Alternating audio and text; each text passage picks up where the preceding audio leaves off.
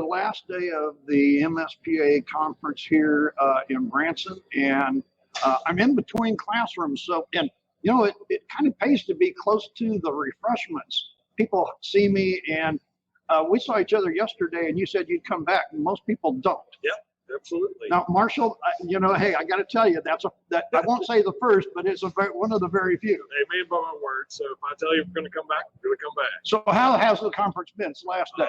Excellent, excellent. You know, we've got more members this go around than we've ever had. So we're over right around 300, which is totally awesome. So 250 last year, 300 this year. So our organization is growing by leaps and bounds. You know, Tony Sloan and Charlie was by earlier, and we talked a little bit.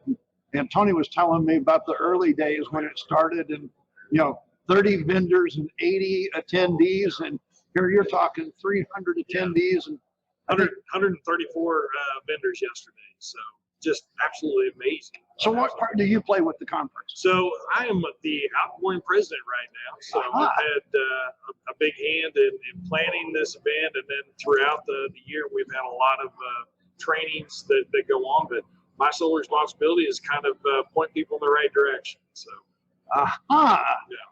So not, that's not the only thing you do.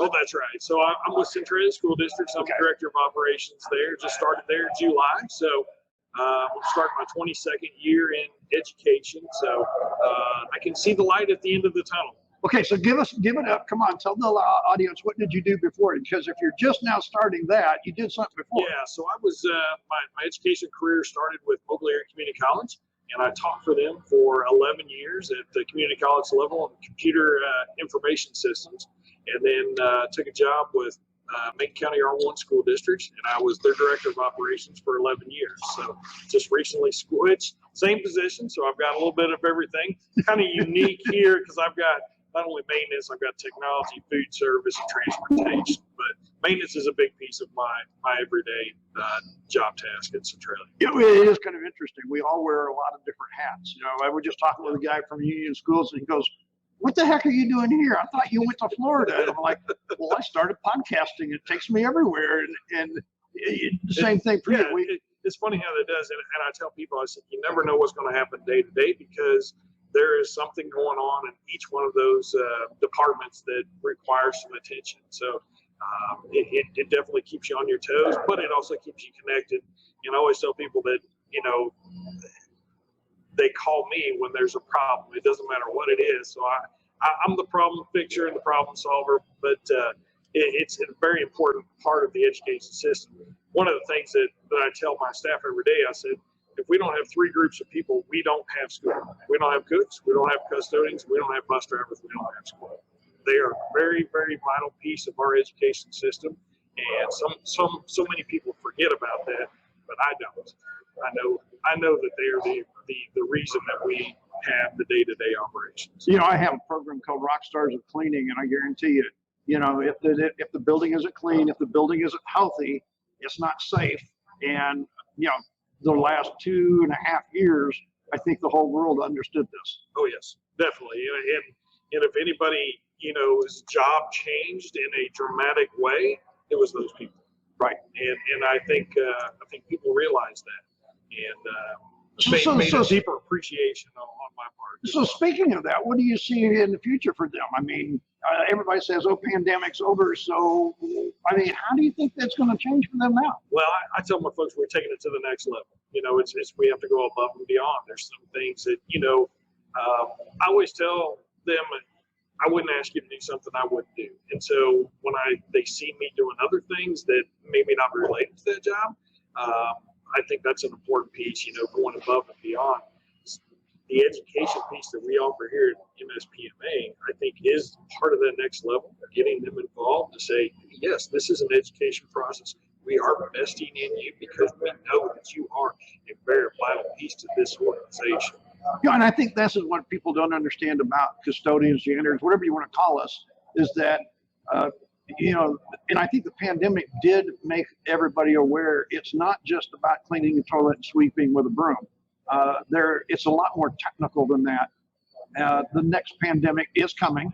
It will be here. We need to be better prepared than we were.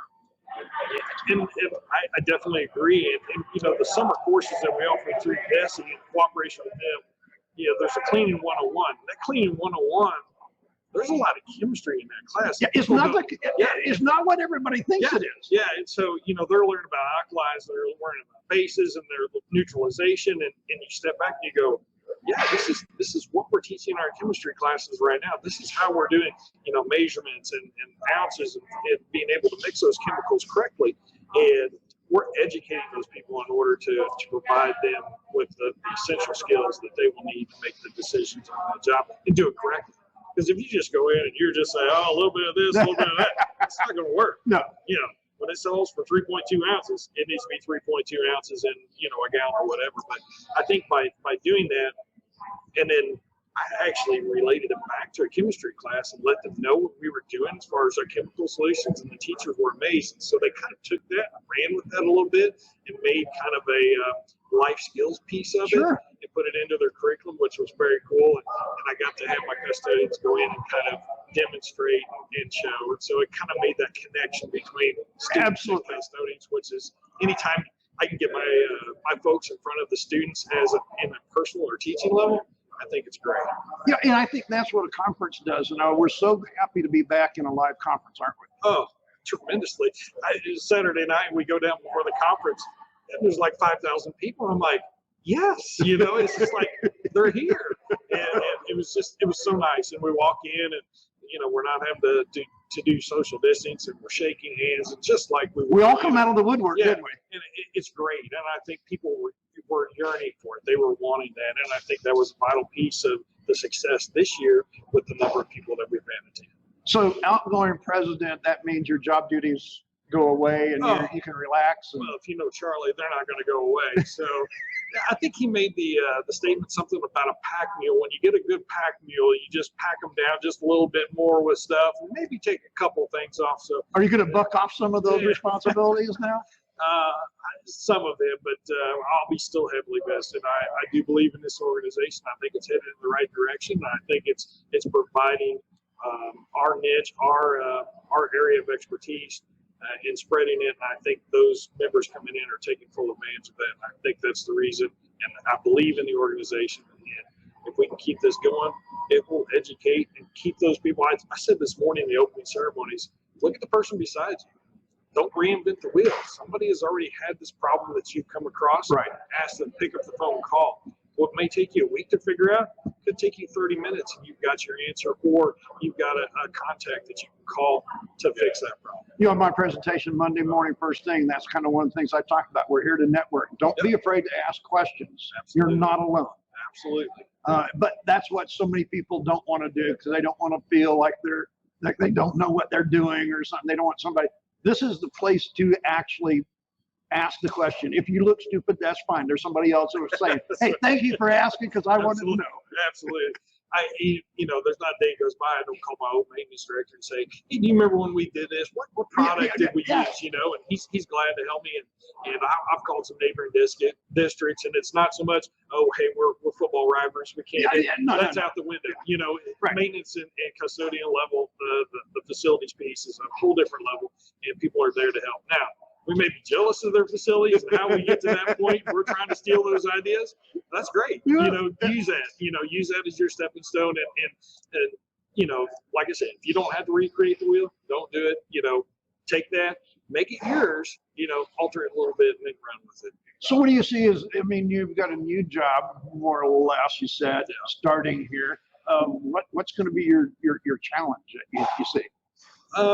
You know, I think the biggest challenge is just getting to know the district that I'm at, getting to know the quirks and the ins and outs, and trying to break that cycle of this is the way it's always been. You know? And so many times, you know, you fall into that rep. We've done it this way, X, Y, Z. You know, let's step out of our comfort zone. Maybe there's a new way or a new way to do this procedure. But I think the biggest challenge coming up, we're getting ready to add on to the facility. And so taking a 1950s, 60s building and adding a brand new facility to it is definitely already hit some challenges for us, but I think we'll work through those. But that'll be my main focus here going into the first year. We'll go out to bid in November, and I'll kind of concentrate on that. see where it takes me. You know, Marshall, what he's talking about, it was interesting. Doing a podcast yesterday during the vendors show, and an assistant superintendent came down and sat down and talked and said they're making a new building with foam and concrete. And I'm like, foam and concrete, a new building and he was telling me about how thick it is and everything. So, hey, folks, if you want to hear about these kind of things, this is why we do a podcast. I never know what the person on that other side is going to talk about.